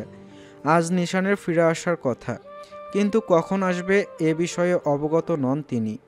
এরকম শান্ত একটা পরিবেশে তিনি যখন খেলাধুলার পাতাটা পড়তে ব্যস্ত হলো, ঠিক তখনই হঠাৎ চিৎকার চেঁচামেচির আওয়াজ পেলেন নাসিরুল। তালুকদার নীরের শান্ত দুপুর যেন মুহূর্তে কেঁপে উঠল। ওপরের ঘর থেকে হঠাৎ করে চিৎকার চেঁচামেচির শব্দ আসতে শুরু করলো। প্রথমে একটু অস্পষ্ট, তারপরে ক্রমেই স্পষ্ট হয়ে উঠল রাশিদা তালুকদারের কঠোর কণ্ঠস্বর, তীব্র ধমকের মতো। নাসিরুল তালুকদার চমকে গেলেন। এতক্ষণ পেপারের পাতায় নিমগ্ন থাকলেও এখন আর তা ধরে রাখা সম্ভব নয়। দ্রুত চশমাটা ঠিকঠাক করে ভ্রু কুঁচকে ওপরের দিকে তাকালেন। কপালের মাঝখানে গভীর ভাঁজ পড়ে গেল। বাড়িতে এমন নীরব দুপুরে এত হইচই কেন?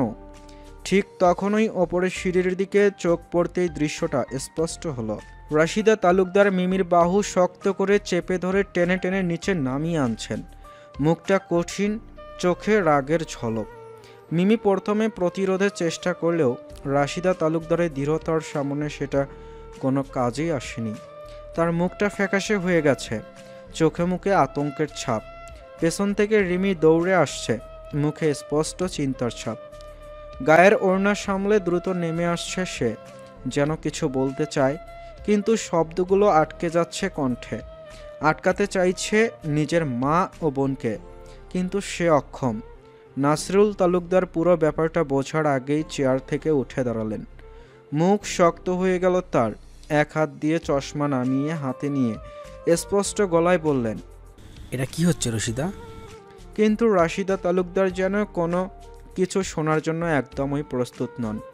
মুখে দমকা ঝড়ের মতো রাগ আর হাতে দৃঢ়তা এক মুহূর্তের জন্য শীতল হলো না। মিমির চোখের কোণে পানি চিকচিক করছে, কিন্তু মুখ শক্ত করে সে কিছু বলার চেষ্টা করল। নাসিরুল তালুকদার এবার এক পা এগিয়ে এলেন। তালুকদার নীরের নীরব দুপুর এখন যেন তীব্র উত্তেজনায় গুমড়ে উঠছে। রাশিদা মিমিকে নিয়ে একদম নাসিরুলের সামনে এসে দাঁড়ালেন। রাগে হাঁসফাঁস করছেন তিনি। নাসিরুল এবার ভ্রু কুঁচকে একবার কান্নারত মিমির দিকে তাকিয়ে বললেন, কি হয়েছে রাশিদা? মেয়ে দুটো কাঁদছে কেন? রিমি এবার চাইল কিছু বলতে, কিন্তু তার মুখ খোলার আগেই রাশিদা জগতের সব ক্ষোভ নিয়ে বলে উঠল, তুমি ওকে জিজ্ঞেস করো ভাইজান, ও কি বলতে চাইছে, পরিষ্কার করে বলতে বলো তো। নাসিরুল স্নেহের চোখে তাকিয়ে এক হাত আলতো করে রাখলেন মিমির মাথায়। কি হয়েছে মা? রিমি দুদিকে মাথা নেড়ে না বোঝাতে চাইল। তাকে অগ্রাহ্য করেই মিমি হেসকি তুলে ঢোক গিলে বলল, আমি এই বিয়ে করতে পারবো না বড় আব্বু। ভ্রু কুঁচকালেন নাসিরুল। মানে? ভাঙ্গা গলায় আবারও বলল মিমি, নিশান ভাইয়াকে আমি বিয়ে করতে পারবো না বড় আব্বু। তৎক্ষণাৎ দ্বিতীয়বারের মতো গালে একটা চড় পড়ল মিমির। রাশিদা রাগে ক্ষোভে আবারও গায়ে হাত তুলতে চাইলে নাসিরুল তাকে বাধা দেয়। থাম রাশিদা, এসব কি হচ্ছে? এত বড় মেয়ের গায়ে কেউ হাত তোলে? ওকে বলতে দাও। চেঁচামেচি শুনে ইতোমধ্যে খাদিজা তালুকদারও হাজির হয়েছেন। এই ভর দুপুরে কাঁচা ঘুম ভেঙে যাওয়ায় বেশ অসন্তুষ্ট তিনি। খাদিজা তালুকদার ধীর পায়ে এগিয়ে এলেন, চোখে বিরক্তির ছাপ। কাঁচা ঘুম ভাঙ্গায় মুখটা একটু ফোলা ফোলা লাগছে। এসে সোজা রাশিদার দিকে তাকিয়ে বললেন, দুপুরবেলায় এই কি নাটক হচ্ছে? এত হইচই কেন? রাশিদা তালুকদার এবার হাত কোমরে দিয়ে দাঁড়িয়ে রাগের চেপে বললেন, ভাবি, আপনি নিজেই শুনুন শুনুন আপনার এই মেয়ে কি বলছে। বলে কি না সে নিশানকে বিয়ে করবে না। খাদিজা এবার বিস্ময়ের দৃষ্টিতে মিমির দিকে তাকালেন। মিমির চোখে কান্নার দাগ স্পষ্ট। সে মাথা নিচু করে দাঁড়িয়ে আছে, যেন মাটির নিচে ঢুকে যেতে চায়। তবে নিশানকে কাছে পাওয়ার জন্য পাগল মেয়েটার হঠাৎ এমন উল্টো অভিব্যক্তি দেখে ভ্রু কুঁচকালেন তিনি। এই বিয়ে তার অমতে হলেও তিনিও মনে মনে চাইছিলেন নিশানের সাথে মিমের বিয়েটা হোক, কারণ একবার নিশানের সাথে মিমির বিয়ে হয়ে গেলে তিনি তখন মিমিকে খেলার গুটি বানিয়ে অনেক কাজ করতে পারবেন। নিজের স্বার্থের জন্যই তিনি একটু দমে গিয়েছিলেন। নাসিরুল তালুকদার এবার ধীর কণ্ঠে বললেন, মিমি, ভনিতা করিস না মা, খোলা মনে বল তোর কি সমস্যা, তুই কেন বিয়েতে রাজি নস? মিমি কাপা কণ্ঠে বলল, বড় আব্বু, আমি নিশান ভাইকে বিয়ে করতে পারবো না। উনি আমায় পছন্দ করে না। উনি কখনো আমায় কথা সম্পূর্ণ হওয়ার আগেই পুরো ঘর নিস্তব্ধ হয়ে গেল। রাশিদা তালুকদার যেন নিজের কানকে বিশ্বাস করতে পারছেন না। খাদিজার ভ্রু কুঁচকে গেল, আর নাছিরুল তালুকদার চোখ বন্ধ করে এক দীর্ঘ শ্বাস ফেললেন। রাশিদা এবার গর্জে উঠলেন। নাটক করছিস তুই? তাহলে এতদিন চুপ ছিলি কেন? এখন কেন মুখ খুললি? মিমি মুখ তুলে তাকালো, গলায় জড়তা, তবুও স্পষ্ট বলল, আমি ভয় পেয়েছিলাম মা, কিন্তু আমি সত্যি পারবো না। নিশান ভাইয়া আমাকে ভালোবাসে না। নাছিরুল এবার একটু খাকারি দিয়ে বলল, তাতে সমস্যা কি? বিয়ের পরেও তো ভালোবাসা যাবে। একবার বিয়েটা হয়ে গেলে তখন মায়া জন্ম নেবে। এতে কষ্ট পাওয়ার তো কিছু হয়নি মিমি। আর তুইও তো নিজেকেও জানিস, নিশান ছোট থেকে এরকম একঘেয়ে, অনুভূতিহীন। ওর একটু সময় লাগবে, কিন্তু এক সময় অবশ্যই তোকে স্ত্রী হিসেবে মেনে নেবে, ভালোবাসবে। মিমি তাড়াতাড়ি করে দুদিকে মাথা নেড়ে বলল, ভালোবাসবে না বড় আব্বু, কখনো বাসবে না। আমি জোর করে ওনাকে পেতে চাই না। তোমাদেরকে কে বলেছে ওনার মধ্যে অনুভূতি নেই? উনি ভালোবাসে, তবে আমাকে নয়। খাদিজা এ পর্যায়ে তড়িৎ গতিতে বলল। মানে কি বলতে চাইছো তুমি? মিমি একটা বড় শ্বাস ফেলে আধো আধো স্বরে বলল, হয়তো নিশান ভাইয়া অন্য কাউকে। এবারও তালুকদার নীরের নীরব দুপুর যেন মুহূর্তেই এক ঝড়ো বাতাসে নড়ে উঠল। রাশিদা তালুকদারের মুখ পাথরের মতো কঠিন হয়ে গেল। খাদিজা হতবাক হয়ে তাকিয়ে রইলেন, আর নাসিরুল তালুকদার ধীরে ধীরে তার চশমাটা খুলে টেবিলে রাখলেন। ঘর জুড়ে এক অস্বস্তিকর নীরবতা নেমে এলো। রিমি মনে মনে আয়তাল কুরসি পাঠ করতে থাকলো। রাশিদা রাগে কাঁপলেও এত বড় একটা কথা শুনে একটু দমে যায়, কারণ সে চায় না এমন কিছু হোক যাতে মিমির বিয়ে ভেস্তে যায়। খাদিজা তালুকদার এবার এক পা এগিয়ে এসে ঠান্ডা অথচ তীক্ষ্ণ স্বরে বললেন, তুই কি বললি মিমি? নিশান অন্য কাউকে ভালোবাসে? এ কথা তোকে কে বললো? মিমি চুপ করে রইল। ওর ভয় হচ্ছে, যদি সত্যি কথাটা বলে তাহলে আরও বড় ঝড় আসবে। রিমি চোখ বুজে রইল। খাদিজা এবার আরও কঠিন স্বরে বললেন, নিশান আমার ছেলে, আমি ওকে চিনি। ও কোনো মেয়েটিকে ভালোবাসে না। এসব মিথ্যা কথা বলা বন্ধ কর। নাসিরুল তালুকদার এবার একটু গম্ভীর হয়ে বললেন, এই একটা কথা আমি বিশ্বাস করতে পারলাম না মিমি। আমার ছেলে মোটেই এমন নয়। এমন হলে আমিই খুশি হতাম। মিমি এবার কিছুটা জেদি গলায় বলল। তোমরা কিছুই জানো না। খাদিজা এবার পুরোপুরি রেগে গেলেন। নাসিরুলের দিকে তাকিয়ে বললেন, দেখেছো, তোমার বোনের মেয়ের কথা শোনো। তুমিও কি আমাদের ছেলেকে সন্দেহ করছো? আমার নিশান, যে কখনো কোনো বাজে পথ মারায়নি, যে পড়াশোনা, ব্যবসা আর পরিবারের বাইরে কিচ্ছু বোঝে না, সে নাকি কাউকে ভালোবাসে? হাস্যকর কথা। রাশিদা এবার ধীরে ধীরে একটু সামলে নিলেন নিজেকে। তিনি এবার শান্ত স্বরে বললেন, শোন মিমি, এসব আবল তাবল বকা বন্ধ করো। নিশান যদি কারো প্রতি একটু মায়াও দেখিয়ে থাকে, তাতে তুই এত বড় সিদ্ধান্ত নিয়ে নিবি? তুই কি জানিস না, পুরুষ মানুষ বিয়ের পর স্ত্রীর প্রতি বাধ্য হয়ে যায়? তোর কোনো ভয় নেই, তুই এই বিয়েটা করছিস। মিমি এবার শক্ত গলায় বলল, না মা, আমি জোর করে এ বিয়ে করতে পারবো না। এবার রাশিদা তালুকদার ও খাদিজা তালুকদার দুজনেই রাগে ফেটে পড়লেন। খাদিজা নিজের ছেলেকে নিজের বাধ্য প্রমাণ করতে চোখ কটমট করে বললেন, আমি দেখতে চাই কে আমার ছেলের বিয়েতে বাধা দেয়। আর সবচেয়ে বড় কথা, আমার ছেলে কখনোই আমার অবাধ্য হয় না। আমি যদি একবার আমার ছেলেকে বলি যে তুই বিয়েটা কর, সে এক বাক্যে ব্যয় না করে এই বিয়েতে রাজি হয়ে যাবে। ঘর জুড়ে অস্বস্তিকর নীরবতা নেমে এলো। এমন সময় দরজার সামনে এক ছায়ামূর্তি দেখা গেল। নিশান।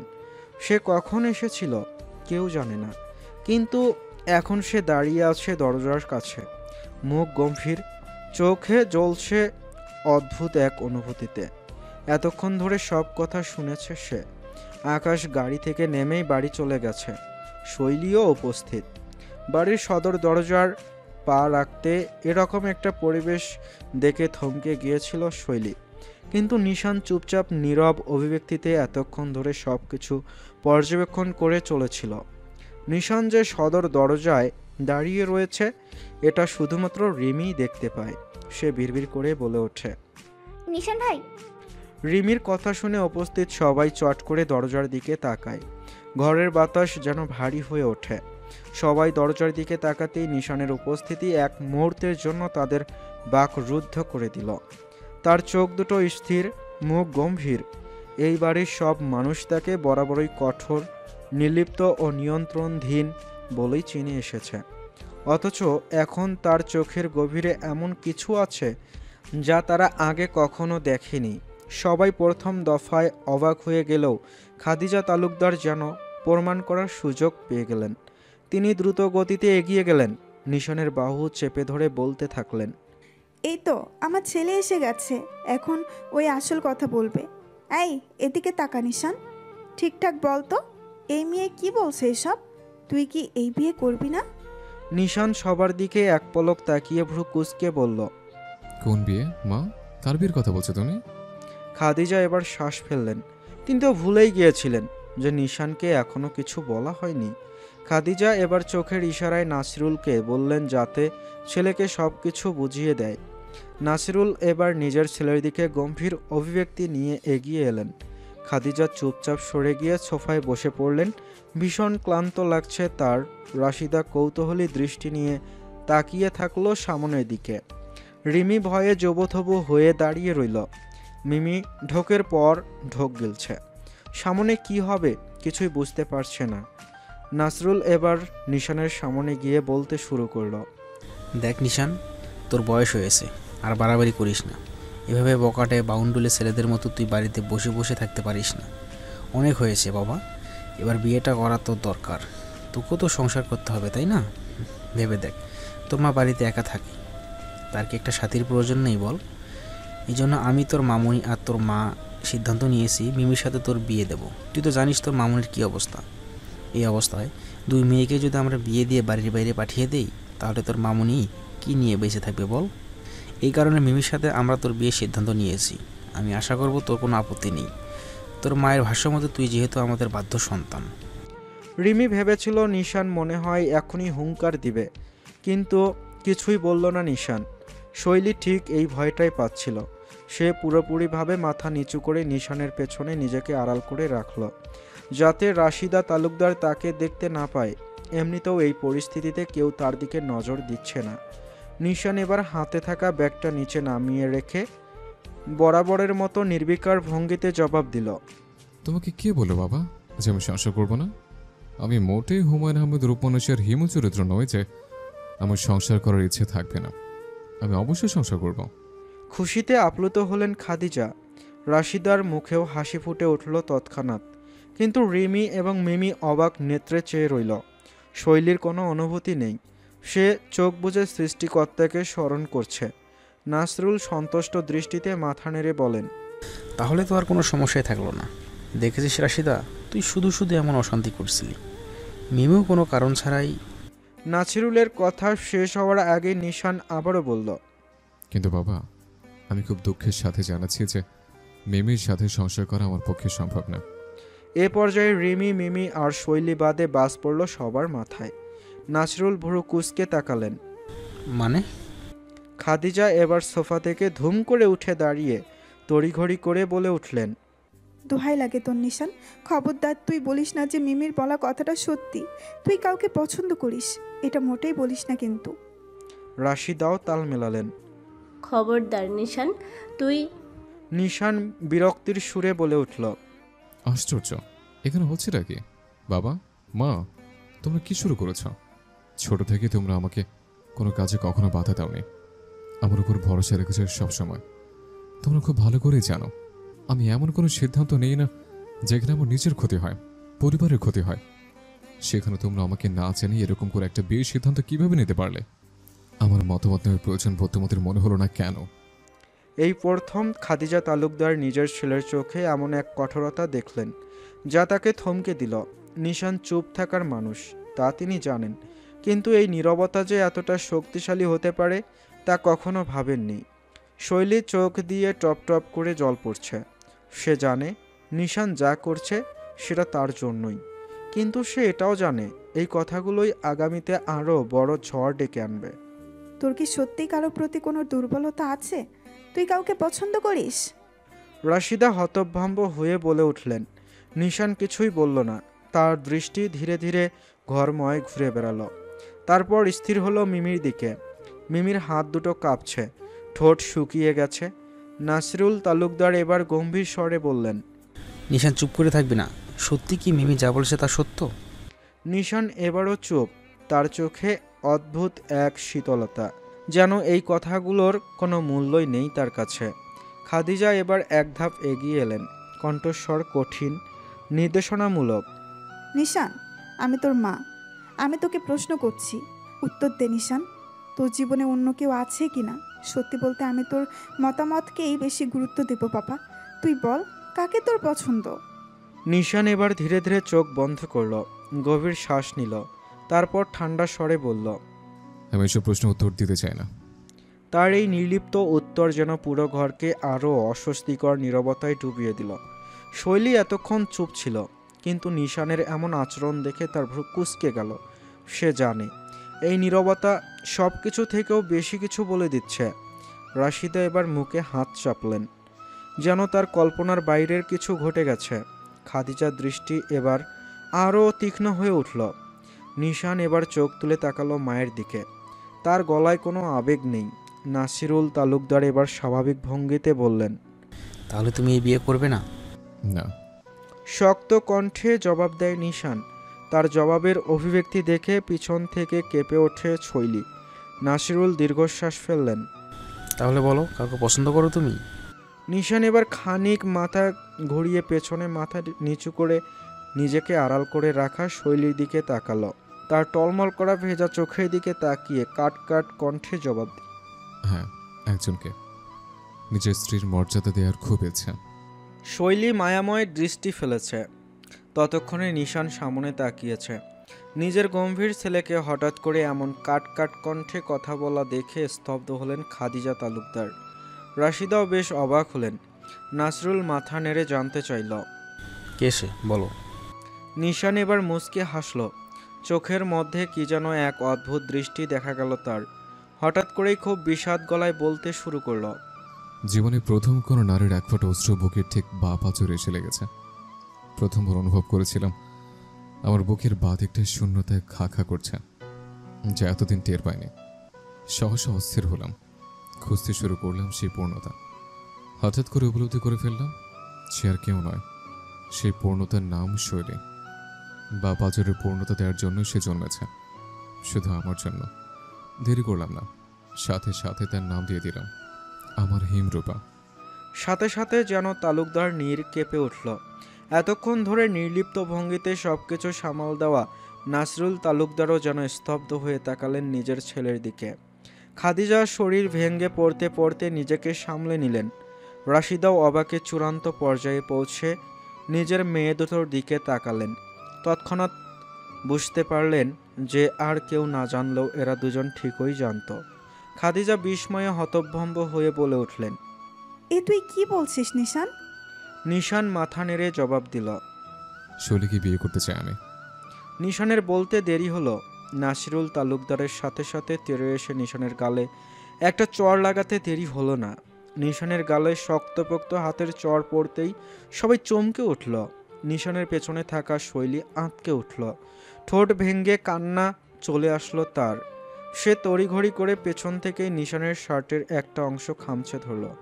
ভয়, হাত পা কাঁপছে রীতিমতো। নিশানের গায়ে হাত তুলতেও ক্লান্ত হননি নাসিরুল। রেগে মেগে বেহাল অবস্থা তার। এতদিন ধরে তালুকদার পরিবারের কর্তা নীরব থেকে সবকিছু সামলে দিয়ে গেলেও আজ যেন নিজের রূপটা বের করলেন তিনি। গর্জন তুললেন, বাঘের ন্যায় হুঙ্কার দিয়ে বলতে থাকলেন, পাগল হয়ে গিয়েছো তুমি? কি বলছো এসব? মাথাটা গিয়েছে তোমার?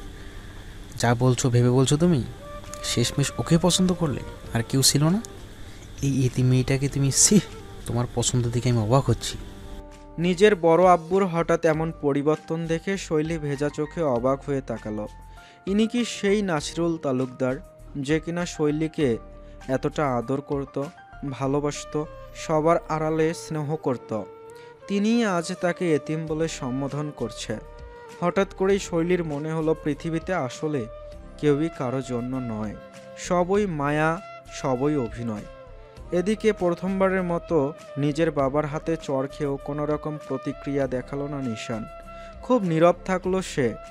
এক হাত দিয়ে নিজের ঠোঁটের কোণায় লেগে থাকা রক্তটা মুছে নিল। ঠোঁটটা ফেটে গেছে বোধ হয়, তবুও কিছু বলল না। স্থির দৃষ্টি ফেলে বাবার দিকে তাকিয়ে বলল, আমি জানি না আমি ভুল করেছি কিনা, কিন্তু যা করেছে তাতে আমার কোনো আফসোস নেই। এখন তুমি বলো, তুমি কি চাও বাবা? মিমিকে বিয়ে করলে আমি কখনো সুখী হতে পারবো না, আর না ওকে সুখী করতে পারবো। তো ওকে বিয়ে করার কথা বলো না, এতে অশান্তি বাড়বে, বই কমবে না। খাদিজা মুখে আঁচল চেপে কাঁদতে শুরু করলেন। রাশিদা প্রতিক্রিয়াহীন হয়ে দাঁড়িয়ে থাকলেন। অবাক হয়ে তাকিয়ে থাকলেন শৈলীর দিকে। আজ যেন সব কিছু উল্টে গেল। প্রকৃতি যেন অন্য প্রতিক্রিয়া দেখানো শুরু করলো। এতদিন ধরে সব কিছু অনুকূলে রাখার মূল হোতা নাসরুল তালুকদার হঠাৎ করেই তর্জনী আঙ্গুল তুলে দরজার দিকে দেখিয়ে দিলেন নিশানকে। কাট কাট কণ্ঠে বলে উঠলেন, তুমি যদি তোমার সিদ্ধান্তে অটল থাকো তাহলে এই মুহূর্তে ওই মেয়েটাকে নিয়ে এখান থেকে বেরিয়ে যাও। এই বাড়িতে তোমার বা অন্য কারোর কোনো অধিকার নেই। সবাই আরেক দফা চমক খেল। এবার রিমি আর মিমিও আঁতকে উঠল শৈলীও। শুধু অনুভূতিহীন নিশান শূন্য চোখে তাকিয়ে থাকল।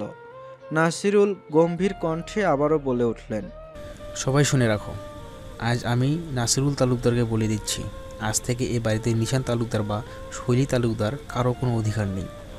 সবাই ভুলে যাও যে এ বাড়িতে দুজন ছেলে মেয়ে ছিল। একটু থেমে তিনি এবার নিশানের দিকে তাকিয়ে বললেন, আর তোমরা দয়া করে এই মুহূর্তে এ বাড়ি থেকে বেরিয়ে যাও। সদর দরজাটা ওই দিকে।